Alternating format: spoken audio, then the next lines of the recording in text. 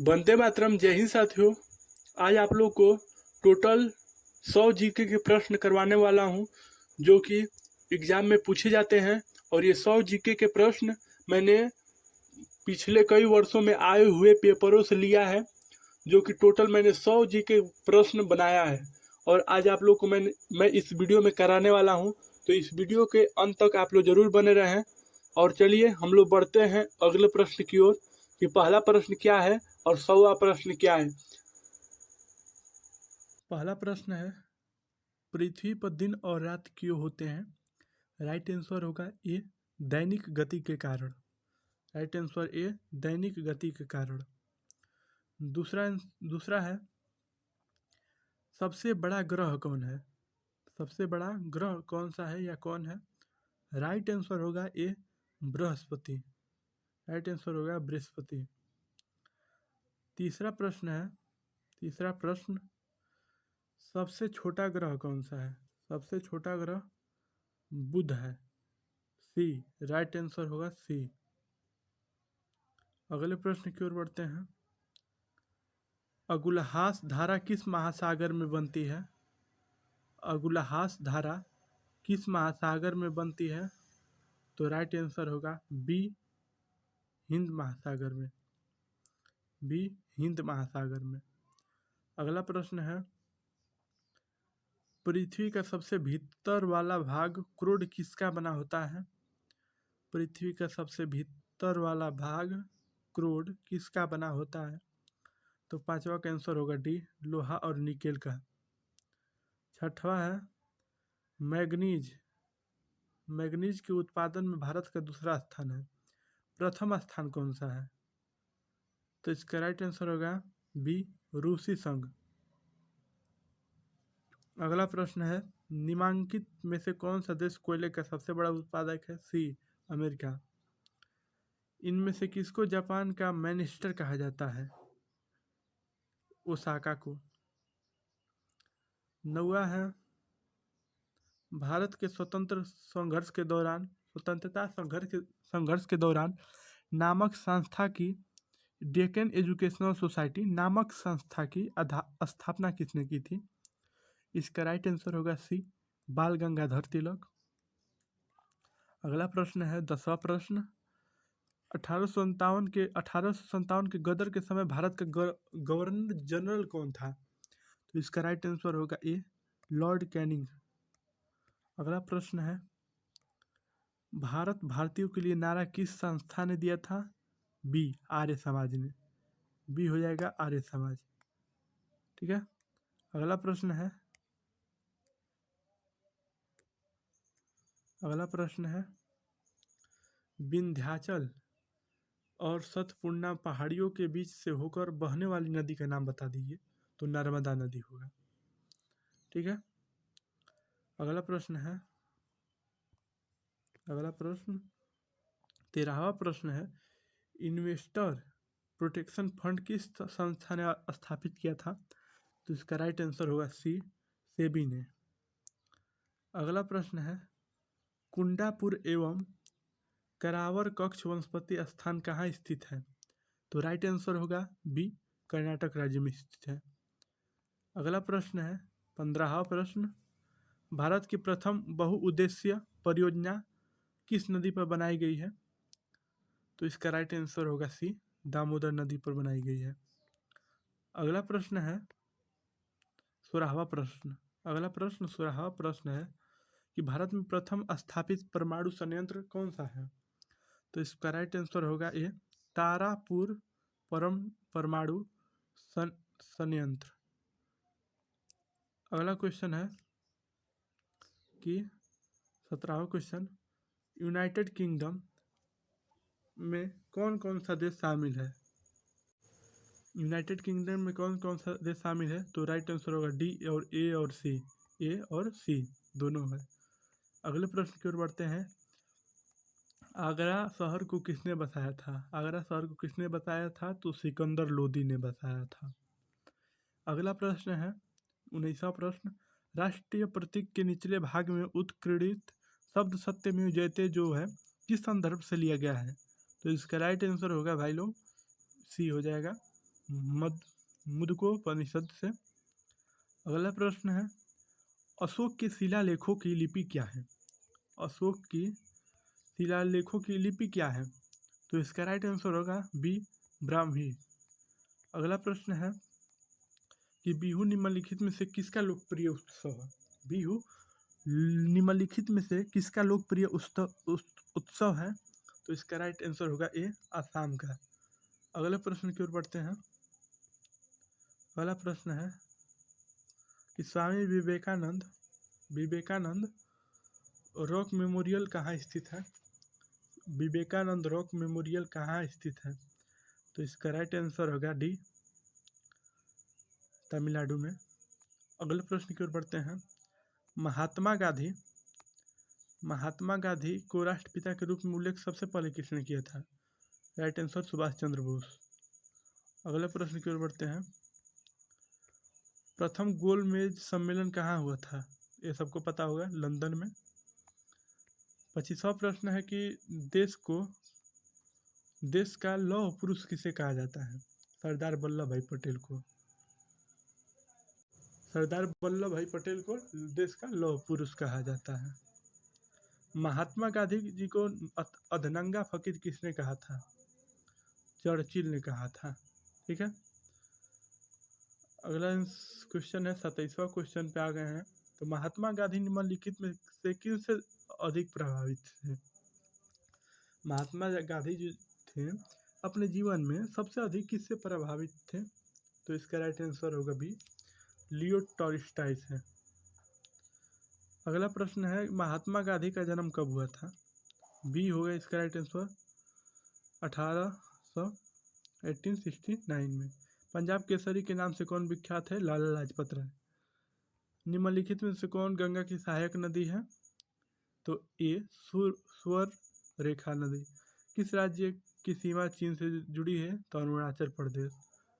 ठीक है, समझ में आ रहा है आप लोगों को? अगले प्रश्न की ओर बढ़ते हैं।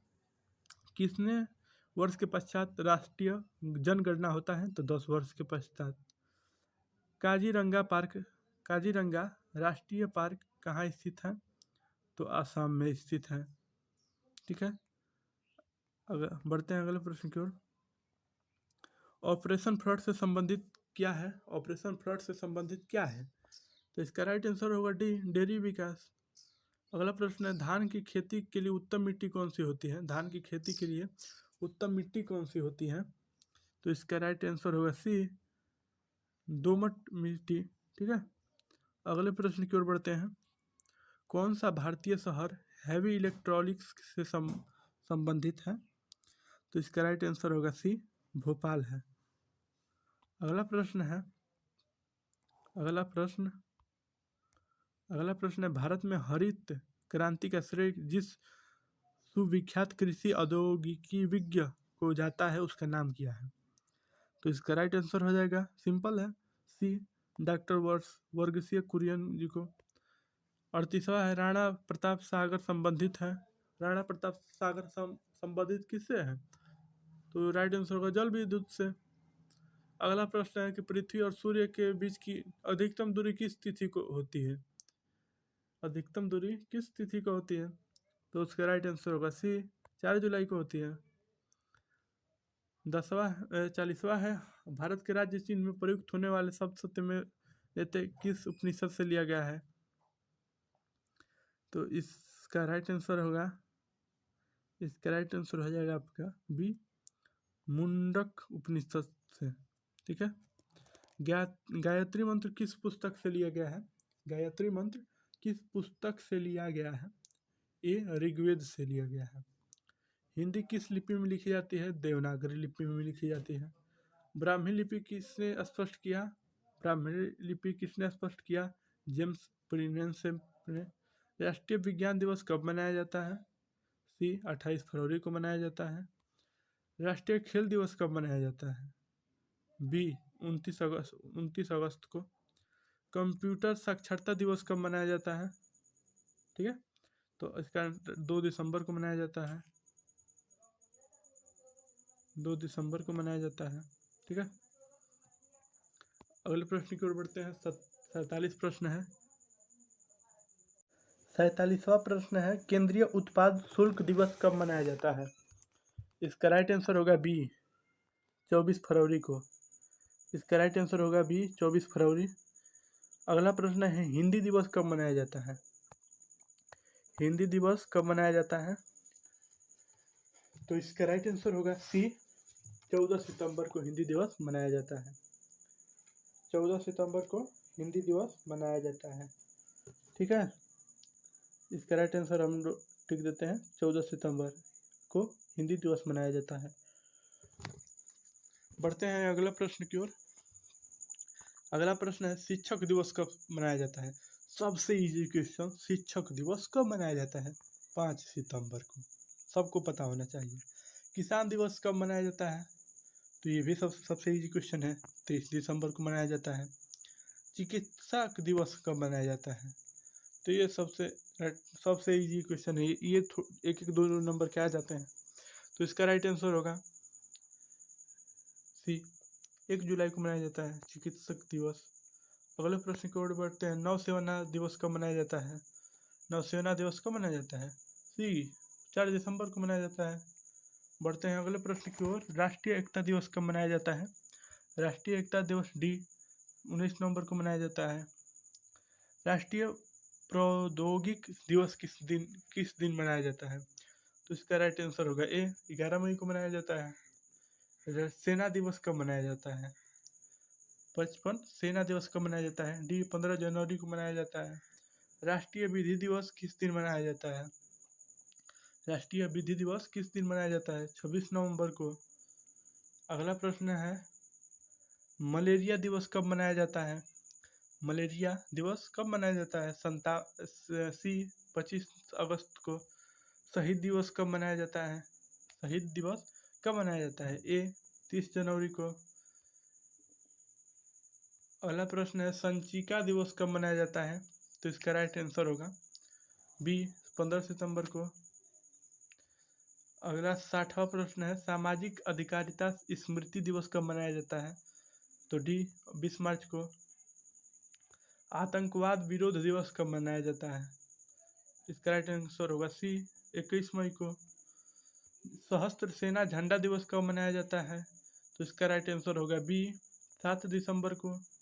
अगला प्रश्न है, पुलिस स्मृति दिवस कब मनाया जाता है? तो इसका राइट आंसर होगा डी, 21 अक्टूबर को। अगला प्रश्न है, 31 मई किस रूप में मनाया जाता है? 31 मई किस रूप में मनाया जाता है? तो इसका राइट आंसर होगा बी, एंटी टोबैको डे के रूप में मनाया जाता है। अगला प्रश्न है 65वां प्रश्न, 21 जनवरी को निम्नलिखित में से किसका जन्म दिवस मनाया जाता है? तो इसका बी होगा, गुरु गोविंद सिंह जी का। अगला प्रश्न है, प्रतिवर्ष किसकी स्मृति में 13 फरवरी को महिला दिवस मनाया जाता है? तो इसका राइट आंसर होगा सी, सरोजिनी नायडू। इसका राइट आंसर होगा सी, सरोजिनी नायडू। अगला प्रश्न है, 5 सितंबर को किस रूप में मनाया जाता है? तो भाई ये तो सबको अभी एक बार और बताए थे, फिर आ गया। तो ये हुआ डी, शिक्षक दिवस के रूप में मनाया जाता है भाई 5 सितंबर। राजीव गांधी का जन्म दिवस 20 अगस्त किस रूप में मनाया जाता है? राजीव गांधी का जन्म दिवस 20 अगस्त किस रूप में मनाया जाता है? तो इसका राइट आंसर होगा डी, राष्ट्रीय सद्भावना दिवस। ठीक है, अगला प्रश्न है, बाल दिवस कब मनाया जाता है? तो बाल दिवस 14 नवंबर को मनाया जाता है, सबसे इजी क्वेश्चन। ठीक है, अगला प्रश्न है, प्रवासी भारतीय दिवस कब मनाया जाता है? इसका राइट आंसर होगा ए, 9 जनवरी को। राष्ट्रीय युवा दिवस कब मनाया जाता है? राष्ट्रीय युवा दिवस कब मनाया जाता है? सी, 12 जनवरी को। ठीक है, अगला प्रश्न है, राष्ट्रीय पक्षी दिवस कब मनाया जाता है? राष्ट्रीय पक्षी दिवस कब मनाया जाता है? तो इसका राइट आंसर होगा बी, 12 नवंबर को। अगला प्रश्न है, बाल दिवस किस महापुरुष की जयंती के रूप में मनाया जाता है? बाल दिवस जो है किस महापुरुष की जयंती में मनाया जाता है? तो पंडित जवाहरलाल नेहरू। ठीक है, इसका राइट आंसर होगा पंडित जवाहरलाल नेहरू। 74 प्रश्न संख्या, देश के प्रथम उपराष्ट्रपति सर्वपल्ली राधाकृष्ण का जन्म दिवस किस रूप में मनाया जाता है? वो सबको भाई पता है शिक्षक दिवस के रूप में मनाया जाता है। ठीक है, शिक्षक दिवस के रूप में मनाया जाता है। अगला प्रश्न है, ठीक है, अगला प्रश्न, बीटिंग द रिट्रीट का संबंध किससे है? इसका राइट आंसर होगा गणतंत्र दिवस से है। अगला प्रश्न, निम्नलिखित में से किसका जन्म दिवस डॉक्टर्स दिवस के रूप में मनाया जाता है? ए विधानचंद्र राय। किस महापुरुष की जयंती राष्ट्रीय युवा दिवस के रूप में मनाया जाता है? तो इसका राइट आंसर होगा डी स्वामी विवेकानंद। अगला प्रश्न, किस भारतीय हॉकी खिलाड़ी का जन्म दिवस राष्ट्रीय खेल के दिवस में रूप में मनाया जाता है? इसका राइट आंसर होगा सी मेजर ध्यानचंद। अगला प्रश्न है, विश्व में डाकघरों का सबसे बड़ा जाल किस देश में पाया जाता है? तो इसका राइट आंसर होगा सी भारत में। अगला प्रश्न है, भारत में डाकघरों की संख्या कितनी है लगभग? तो 1.5 लाख। ठीक है। अगला प्रश्न है, ग्रीन चैनल में है क्या है? ग्रीन चैनल एक है, एक मतलब क्या है? तो इसका राइट आंसर होगा ए डाक सेवा। अगला प्रश्न है, भारत में डाक सूचकांक प्रणाली की शुरुआत किस वर्ष हुई थी? तो इसका राइट आंसर सी 1972 में। भारत कितने डाक जोन में विभाजित है? इसका राइट आंसर होगा सी 8। अगला प्रश्न है 84 प्रश्न है, प्रसिद्ध विरूपाक्ष मंदिर कहाँ अवस्थित है? इसका राइट आंसर होगा सी हम्पी में। अगला प्रश्न है, हिंदू भारत की जनता के संदर्भ में हिंदू शब्द का प्रथम बार प्रयोग कब किया गया था? तो इसका राइट आंसर होगा ए अरबों ने किया था। और किसने किया था? अरबों ने। मोहनजादड़ो कहाँ स्थित है? तो इसका राइट आंसर होगा ए सिंध में स्थित है। अगला प्रश्न है, महात्मा गांधी ने सत्याग्रह क्रियाविधि सबसे पहले कहाँ प्रस्तुत की थी? तो राइट आंसर होगा डी चंपारण में। बैंकिंग के क्षेत्र में CBS में सी का पूर्ण रूप क्या है? तो इसका राइट आंसर होगा ए कोर। ठीक है।